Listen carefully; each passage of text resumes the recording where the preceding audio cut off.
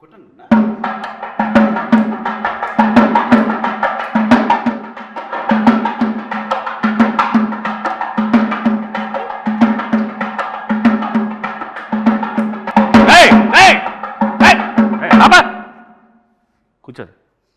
నీకు పెళ్లి చేసుకోమన్నాను కదా. చేసుకోమంటావు నాన్న. కట్నం కట్నం కట్నం అంటే ఈ రోజులు ఎవరు ఇస్తారు నాన్న కట్నం? కట్నం లేకుండా ఊరికే ఫ్రీగా వచ్చి ఇంట్లో పెట్టేసి మొత్తం మేము చూసుకోవాలి అమ్మాయిని. ఇంకా అట్లాగే వస్తారు ఈ రోజుల్లో. ఎవరు ఈ రోజుల్లో ఇంటికి వస్తున్నారు ఎవరైనా? ఇంకేం చేయమంటావు నాన్న? కట్నం తీసుకొని పెళ్లి చేసుకో. నీకు కావాలంటే బయటకి ఎక్కడైనా బ్యాంకాకి వెళ్ళి సరదాగా వెళ్ళి వచ్చాయి. ఆయన కూడా తీసుకెళ్ళి.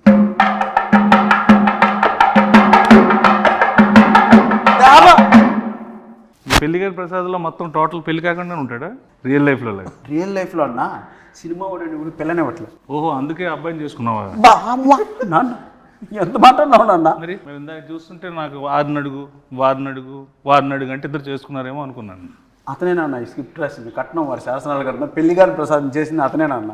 డైరెక్టర్ ఆయన. ఈ రోజుల్లో బాంబే స్టైల్ అదే, ఏం పర్లేదు. కానీ అన్న అది కాదు నాన్న, అతను డైరెక్టరు, అతను కూడా పెళ్లి కాలేదు, అతను కూడా ఏదైనా సంబంధం చూస్తావేమో అని తీసుకొచ్చా. ఏమండి, నువ్వే ఒక ఫాదర్ అయితే పెళ్లి చేసుకుని కట్నం లేకుండా ఒక అమ్మాయిని తీసుకొస్తే రేపొద్దున అడిగేవని అయితే ఎవరు చూస్తారు? ఎవరిది బాధ్యత?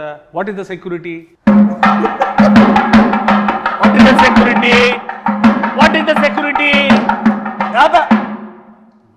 ఈ రోజుల్లో కట్నం తీసుకుని పెళ్లి చేసుకోవడం నేరం. ఎవడు చెప్పాడు? మీడియా చూస్తే అలా తీసుకోకుండా నువ్వు నేరం అంటున్నావు. అది తీసుకోకపోతే నా దృష్టిలో ఘోరం. కట్నం అసలు ఏం చేస్తావు? కట్నంతో ఏవో నేను సామాజిక సేవ చేస్తా, నీలాంటి పెళ్ళిళ్ళు 100 చేస్తా, ఓ పెద్ద ఫంక్షన్ హాల్ పెడతా, అందులో పెద్ద పెద్ద ఈవెంట్లు పెట్టి నువ్వు ఇచ్చిన డబ్బులతో నేను పెళ్ళిళ్ళు చేస్తా. నీకెందుకు? నువ్వు ఫస్ట్ కట్నం తీసుకో.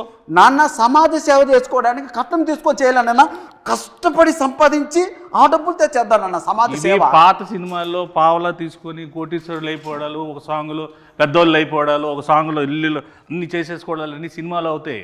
ఇక్కడ అవ్వవు. రియల్ ప్రాక్టికల్గా ఆలోచించు. కట్నం తీసుకో, హ్యాపీగా ఉండు.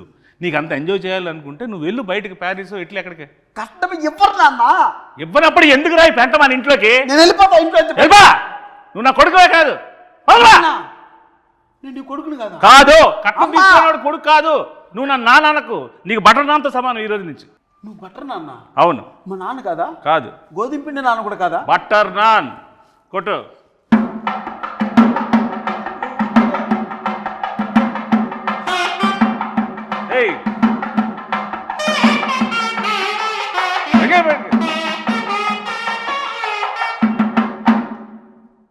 ఇప్పటికైనా అర్థమైందా? వాళ్ళు కూడా సింబాలిక్గా సౌండ్తో చెప్తున్నారు, కట్నం తీసుకోరా జీవితంలో బాగుపడతావు. కట్నం తీసుకోకపోతే నీ లైఫ్ ఏమో తెలుసా? ఇలాగ వైలెన్స్గా సైలెన్స్గా ఉంటుంది. అంటే అది కాదు నాన్న, నువ్వు మాత్రం కట్నం తీసుకోలేదు, నన్ను మాత్రం కట్నం తీసుకోమంటున్నావు. బుద్ధి గడ్డి తినే నిన్ను తీసుకోమంటున్నా, నాలాగా నువ్వు అవ్వకుండా ఉండడం కోసం. అన్న ఇక్కడ ఎవరైనా కట్నం తీసుకున్నానన్నా? నువ్వు తీసుకున్నావు కట్నం? ఇక్కడ ఉన్న వాళ్ళందరూ వీడితో పాటు పెళ్లి చేసుకుంటారా? పెళ్లి నువ్వు ఒక్కడే చేసుకున్నావు కదా. వాళ్ళకంతా ఆల్రెడీ పెళ్ళి అయిపోయినాయి నాన్న. మరి నీకు వాళ్ళతో ఎందుకు గోల? కొట్టు.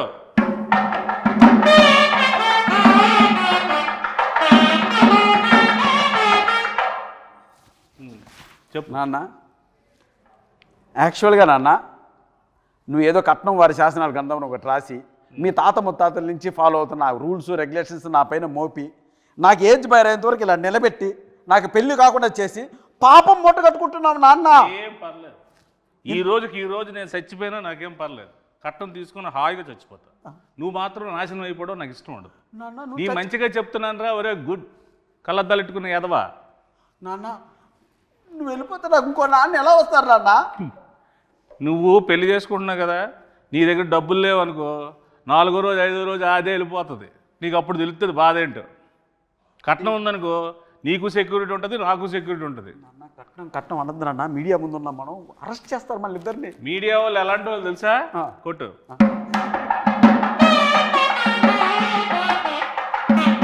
వాళ్ళకి అన్నీ తెలుసురా బాబు. నువ్వు చెప్పినవన్నీ వాళ్ళు ఏం కథలు వినరు. వాళ్ళకి అన్ని ప్రాక్టికాలిటీస్ తెలుసు. సరే నా సంగతి అలా ఉంచుకొని డైరెక్టర్ కూడా పెళ్లి కావాలంటే ఎందుకు అడగ అతను? నువ్వు ముందు చేసుకుని ఆయన ఆ చేసుకున్న దాంట్లో 4-5 పాయింట్లు ఉంటాయి కదా, అవి అడిగి చెప్పు. అందులో ఒక పాయింట్ అయినా కనెక్ట్ అవుతాడు, పెళ్లి చేసుకుంటాడు. ఎన్ని పాయింట్లు ఏం చెప్పినా సరే కట్నం మాత్రం స్ట్రెస్ చేసి మరీ చెప్పు. అసలుకే మతిమరుపు ఎక్కువ ఈ క్యాండిడేట్కి. కొట్టు.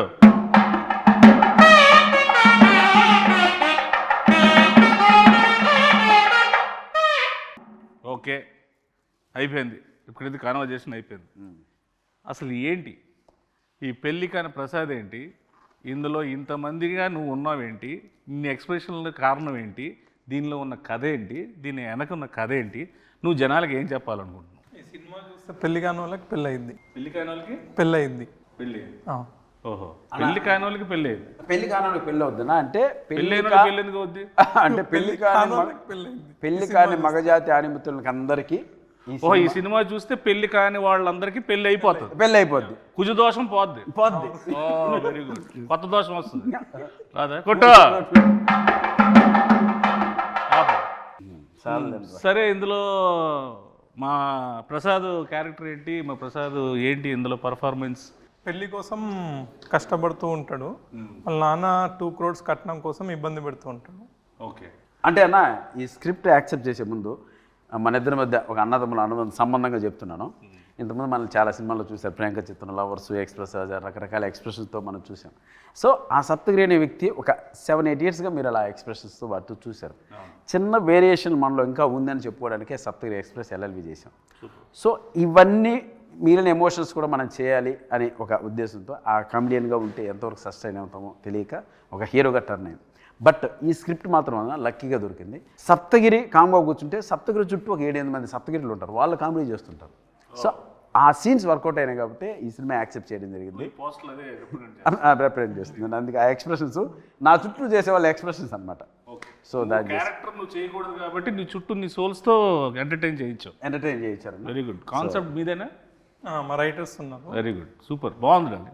Thank you. వెరీ గుడ్, కొట్టు.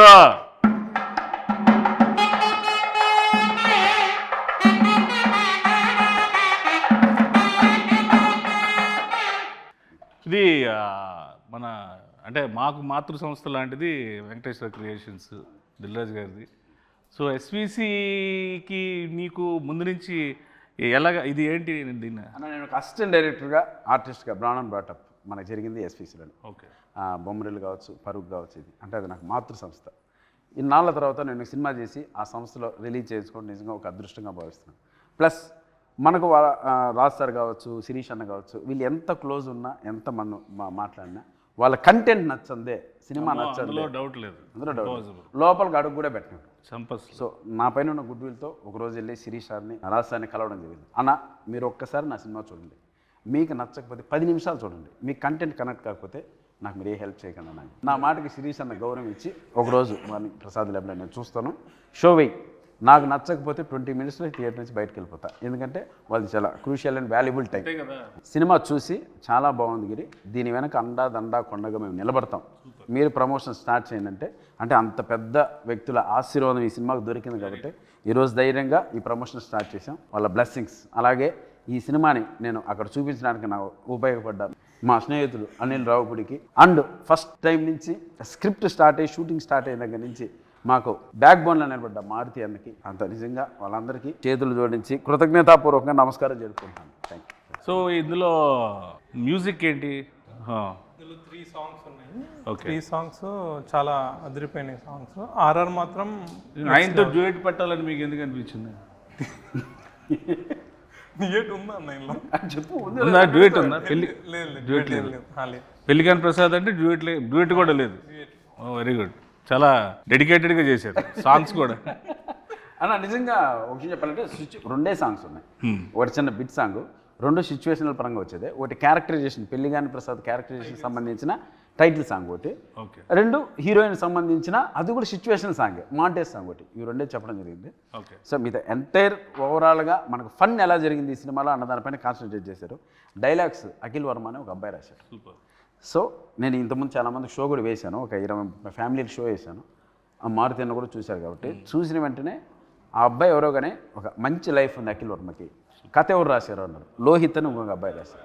సో వీళ్ళు ఈ జనరేషన్ తగ్గట్టు చాలా మంచి కథ రాశారు. ఈ కథను ఎట్టి పరిస్థితుల్లో మిస్ చేసుకోవద్దు, ఈ కథ చేసి ఫస్ట్ కాపీ నా దగ్గర రమ్మని చెప్పారు. సో అదే మాటగా వెళ్ళాను. వెరీ గుడ్ అన్న. సో ఏంటి సార్ ఇప్పుడు ఈ పెళ్లి కాని ప్రసాద్, నాకైతే ఫాదర్ అండ్ సన్ మధ్యలో రిలేషన్ టీజర్ చూసినాక, ఇంకా ట్రైలర్ రిలీజ్ చేయలేదు. ట్రైలర్లో హీరోయిన్ ఫ్యామిలీ ఒక కథ ఉంటుంది. సో హీరోయిన్ ఫ్యామిలీ, నేను టీజర్ చూసినాక ఏంటంటే ఫాదర్ అండ్ సన్ అనేది నాకు కనెక్ట్ అయింది. సో ట్రైలర్లో హీరోయిన్ ఫ్యామిలీ స్టోరీ కూడా రివీల్ చేస్తాం. సో హీరోయిన్ ఫ్యామిలీ స్టోరీకి హీరో వాళ్ళ ఫాదర్ స్టోరీకి రెండింటి మధ్యలో నలిగిపోతూ ఉంటాడు అని. ఓకే ఓకే, నువ్వు నలిగిపోతుంటావు బాగా. నన్ను మామూలు నలపరన్నా పచ్చడి, రోటి పచ్చడి, ఇంకేమన్నా 4-5 పచ్చళ్ళు వేసి ఊరగాయ పెట్టి జాడీలో పెట్టి నలిపి పిసికి బయటికి తీసి ఆ దండె పైన ఆరేసేస్తారన్న. అలా ఉంటుంది గారు. Very good. సో ఆ ఇన్నోసెన్స్ అనేది పక్కా పనిచేస్తుంది. సో ఇప్పుడు ఆ సినిమా ఉంది కదా లాయర్ సినిమాలో పెద్ద డైలాగ్ ఎల్ఎల్బి, అలాంటి డైలాగ్స్ ఏమైనా ఎక్స్పెక్ట్ చేసే సినిమాలో? ఇది కంప్లీట్ డిఫరెంట్. ఇది కంప్లీట్ పొడి పొడి డైలాగ్. సెటిల్గా ఉంటుంది, క్యారెక్టర్ మొత్తం సెటిల్గా ఉంటుంది. దీంతో సెటిల్ అయిపోతాడు. మీ బ్లెస్సింగ్స్. ప్రయత్నం జరగాలి. నీలో ఉన్నది గొప్పతనం ఏంటంటే ఒకటే స్లాబ్ స్టాక్గా వెళ్ళిపోకుండా ఇది డిఫరెంట్గా ఉంటుంది. అది ట్రై చేయడం చాలా గట్స్తో కూడుకున్న విషయం. అట్ ద సేమ్ టైం రాజుగారితో ఒప్పించి ఎస్విసి నుంచి రిలీజ్ చేయడం అనేది నాకు తెలిసి 150% సక్సెస్ అయిపోయింది cinema. Thank you. So I hope డెఫినెట్గా నువ్వు సక్సెస్ అవుతాడాలి. కాకపోతే పాజిటివ్ మాట్లాడుకున్నాం, నెగిటివ్స్ కూడా మాట్లాడుకుందాం మనం ఈ సినిమాలో. సో మీకు ఈ సినిమాలో బాగా నెగిటివ్ అనిపించింది. మనోడు ఎలాగా నెగిటివే, నేను తినేస్తాడు, అది చెయ్యి ఇది చెయ్యి అది చెయ్యి ఇది అది ఇది అని. సో ఏది మీరు కొన్ని ఇలా అనుకున్నాం బెటర్ వేలో అలా వెళ్ళింది అనుకునే పాయింట్స్ ఏమైనా ఉన్నాయి? మలేషియాలో చిన్న ఇన్సిడెంట్ జరిగింది, అది అన్నది. ఇప్పుడు మలేషియా షూటింగ్ ఫస్ట్ నుంచి మాకు అన్న ఫారిన్ షూటింగ్ ఉంది ఆస్ట్రేలియా. అలా స్వాతి ముత్యం సినిమాలో ఉద్యోగం కోసం కమలాసన్ గారు తిరుగుతుంటారు సోమయాజీ. అలా ఆస్ట్రేలియా సరే ఆస్ట్రేలియా పోతున్నాం కదా, సరే ఓకే అన్న దుబాయ్. ఏరా ఏం దుబాయ్ అంటే ఆస్ట్రేలియా బడ్జెట్ సరిపోవట్లేదన్నా అన్నాడు. సరే అన్న సరే కాంప్రమైజ్ చేస్తా అన్న దుబాయ్. సరే దుబాయ్ బాయ్ బాయ్ బాయ్ అన్నాడు. సెట్కి వచ్చావు. దుబాయ్ బాయ్ అన్న మలేషియా ఆస్ట్రేలియా నుంచి దుబాయ్ నుంచి మలేషియా. ఎందుకు అన్న బడ్జెట్ కొంచెం సహకరించడం. సరే ఓకే చివరికి మలేషియా సరే చివరికి గోవా అంటాడు, భయపడ్డా. చివరికి ఆన్లైన్ వీసా ఉందన్న మలేషియాకి వెళ్ళిపోతుందని మలేషియాకి తీసుకెళ్ళాడు. దిగిన వెంటనే అన్న 40 డిగ్రీలు అన్నాయండ. 40 డిగ్రీలు అలా కనపడింది. ఆ రోజు నుంచి 3 రోజులు రోడ్లపైన డ్యాన్స్ వెళ్ళా. పైగా బ్లాక్ షర్టు బ్లాక్ ప్యాంటు. నా వల్ల కాదు అన్నా, నీకు దండం పెడితే వేసేయన్నా అని రాత్రి పోలు బయట తరగతి అన్న మలేషియా వచ్చామన్నా, పెరిగిపోయిందన్నా భోజనాల ఖర్చు ట్రావెల్ ఖర్చు అని. అసలు మామూలు ప్రొడక్షన్ మేనేజర్ ఇంకా అక్కడ డైరెక్టర్ మర్చిపోయింది సాంగు, ఇతను కష్టపడితే సాంగ్ అవుద్ది అలా అన్నాడు. సరే ఓకే నీకోసం కష్టపడతాడు. షర్ట్ ఇప్పేసి ఒకసారి మలేషియా అంతా తిరిగా, ఎండకు అలవాటు అవడానికి. నిజంగా షర్ట్ ఇప్పి తిరిగా, ఎండకు ఎదురెళ్ళా. సరే చేద్దాం మనోడు కూడా కష్టపడతాడు. సరే ఈ ప్రాసెస్ జరుగుతున్నప్పుడు ఒకనొక సందర్భంలో రకరకాల చోట్ల తీసుకెళ్తున్నాడు. అన్న మాదే మలేషియా, మా నాయనే కట్టింది బిల్డింగ్లంతా, ఇక్కడ పర్మిషన్ వేసే అంటాడు. ఇలా ఒకనొక సందర్భంలో మలేషియా ఒక పార్లమెంట్ లాంటిది ఒక ప్లేస్ ఉంది అన్న, ఇది కూడా మంది వేసే అన్నాడు. సరే అని చెప్పి నేను నా మాట ఒక చోట ఆడ రిస్ట్రిక్షన్ ఉన్న ఏరియా నా పాటుగా డ్యాన్స్ పెట్టే ముందేసి సాంగ్ ఆన్ చేయమను, నేను వేసుకుంటాను నేను. అది పెళ్ళి కానీ ప్రసాద్ అని ఇంతవరకు 1 2 3 వినపడుతున్నా. కాసేపటికి వినపల్లా తిరిగి ఊరు లేరట్లా. అరే ఏంట్రా ఏమైపోయినా అని తీసుకెళ్ళి పోలీస్ స్టేషన్లో పెట్టాడు. పోలీస్ స్టేషన్కి అక్కడ పిక్ పాకెట్లా ఉన్నాడు అన్న. కెమెరాలకి ఎత్తుకెళ్ళిపోయారు. పోలీస్ స్టేషన్ ఎక్కడ ఉందో నాకు తెలియదు కదన్నా, మొత్తం ఎత్తుకెళ్ళిపోయారు. మొత్తం యూనిట్ అంతా అదేమన్నా. సరే పోలీస్ స్టేషన్కి వెళ్ళాం. ఇతన్ని పోలీస్ స్టేషన్ నుంచి తీసుకురావడం అన్న తల ప్రాణం తోకొచ్చిందన్న. వాళ్ళు ఇంకోటి అంటే కావాలని వాళ్ళు ఏదో మలేషియన్ లాంగ్వేజ్ మాట్లాడుతున్నారు. ఈయన నీదే అన్నావు కదరా, బిల్డింగ్ మీ నాన్న కట్టాడన్నావు కదరా, మాట్లాడరా మలేషియన్ లాంగ్వేజ్ రాదు. ఇంకా ఆ రకంగా ఆ రోజు అంతా రాత్రి అంతా పోలీస్ స్టేషన్ పొద్దున్న 3 గంటలకు బయటకు తీసుకొచ్చి అమ్మాయి అలా వెళ్ళాం. పొద్దున్న షూటింగ్ అంటే అన్న మళ్ళీ వాళ్ళే ఇచ్చారు నా పర్మిషన్, అక్కడ ఇచ్చట మనం అన్నాడు. ఇంకా రాత్రి స్టేషన్లో పర్మిషన్ లాక్కున్నాడు మళ్ళీ. సో అలా ఆ ఇన్సిడెంట్ నిజంగా తర్వాత తలుచుకున్న అప్పుడు సిచ్యువేషన్ సీరియస్ కానీ తలుచుకున్న తర్వాత పడి నవ్వు. సో అలా జరిగింది ఆ incident. So Australia, Dubai, Malaysia, Goa అనేలోకి మలేషియాకి తీసుకెళ్ళాడు. చివరికి ఆడ కాంప్రమైజ్ అవ్వాల్సి వచ్చింది అన్న. అలా గోవా అయితే మిలిటరీ వచ్చింది, వాళ్ళు నేవీ మిలిటరీ కూడా కాదు, సముద్రం కలిపేసేవాళ్ళు. అలా జరిగింది కొట్టు.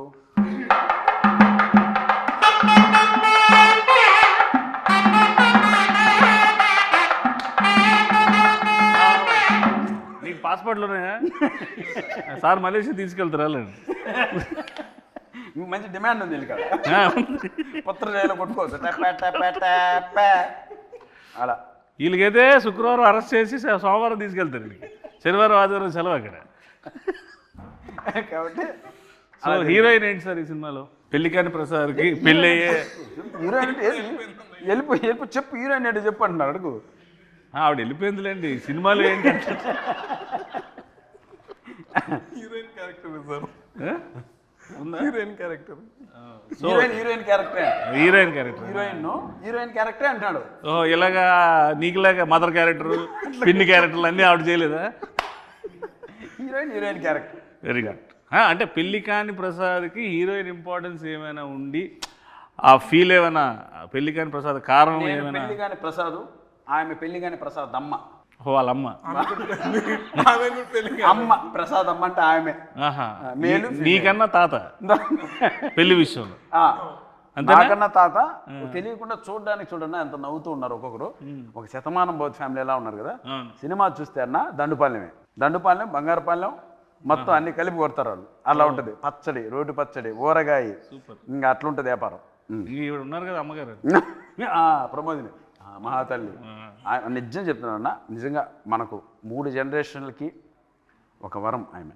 అటు లెజెండ్స్ ఎన్టీఆర్ గారు, నాగేశ్వరరావు గారు, అక్కడి నుంచి తర్వాత చిరంజీవి గారి తరం, ఆ తర్వాత ఈ తరానికి కూడా ఆయన ఉండి ఆ ట్రాన్స్ఫర్మేషన్ ఉంటుంది చూడండి అన్న. అన్నపూర్ణమ్మ గారు స్క్రీన్ మీద షార్ట్లోన ఆఫ్ ద షాట్ కూడా ఆవిడ ఎనర్జీ కానీ ఆవిడ తాలూకా అంతే.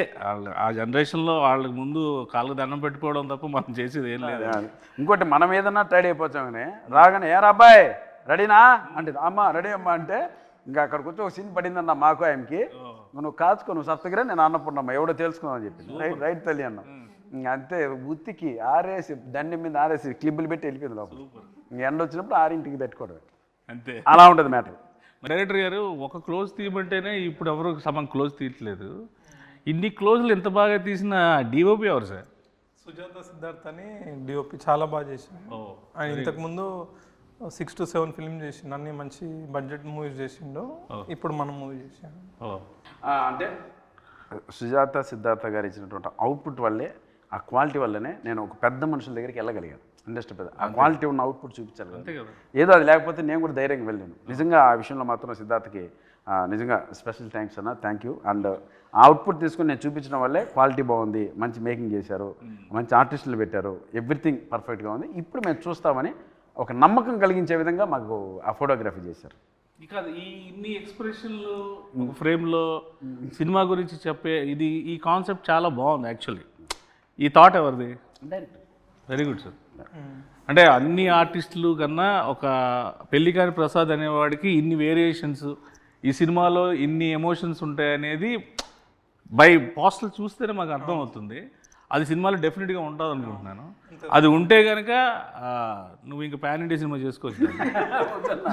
హ్యాపీగా రీజనల్ లాంగ్వేజ్ మంచి సినిమాలు పాన్ ఇండియా, మళ్ళీ మలేషియా జైలు, పాన్ ఇండియా అంటే మలేషియా, అక్కడి నుంచి ఆస్ట్రేలియా నుంచి దుబాయ్, కట్ చేస్తే పెళ్ళి లింగంపల్లి, యూసఫ్ కూడా. సో ఇందులో యాక్షన్ ఎక్కువ ఉందండి, కామెడీ యాక్షన్ ఉంది.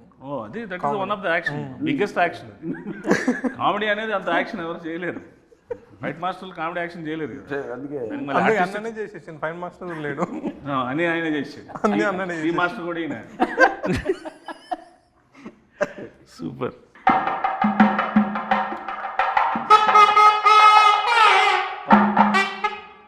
ఓవరాల్గా మేము సినిమాకి వచ్చి ఈ సినిమాలో ఈ మన సప్తగిరి అంటే ఈ ఎమోషను, ఎంటర్టైన్మెంటు, ఇవి కాకుండా ప్రత్యేకంగా ఈ సినిమాలో తన నుంచి మేము ఏం ఎక్స్పెక్ట్ చేయొచ్చు అన్న? ఇందాక 5 చెప్పారు కదా, 5 చెప్పండి అన్న. అన్నా ఏం ఎక్స్పెక్ట్ చేయొచ్చు అంటే ఫన్ ఎక్స్పెక్ట్ చేయొచ్చు, ఎంటర్టైన్మెంట్ ఎక్స్పెక్ట్ చేయొచ్చు, తమాషా ఎక్స్పెక్ట్ చేయొచ్చు, నవ్వు ఎక్స్పెక్ట్ చేయొచ్చు. ఓవరాల్గా దీంతో కూడుకున్నటువంటి ఒక ఫ్యామిలీ ఎంటర్టైన్మెంట్ని ఎక్స్పెక్ట్ చేయొచ్చు. అంటే ఓవరాల్గా మనకు ఓన్లీ ఫన్నే. పంచభూతాలు ఉన్నాయి కాబట్టి అందులో పెద్ద భూతం నువ్వు. అది super, very good. So I wish you all the best. Happy success darling. Congratulations and all the best sir. And I hope this film will go in to be rock on 21st of this month. ఇలాంటి సినిమాలు నువ్వు ఇంకెన్నో చేసి ఇంకెంతో పేరు తెచ్చుకొని కమేడియన్స్లో ఒక సత్తా ఉన్న హీరో ఉన్నాడని నిరూపించుకోవాలి. Love you, thank you.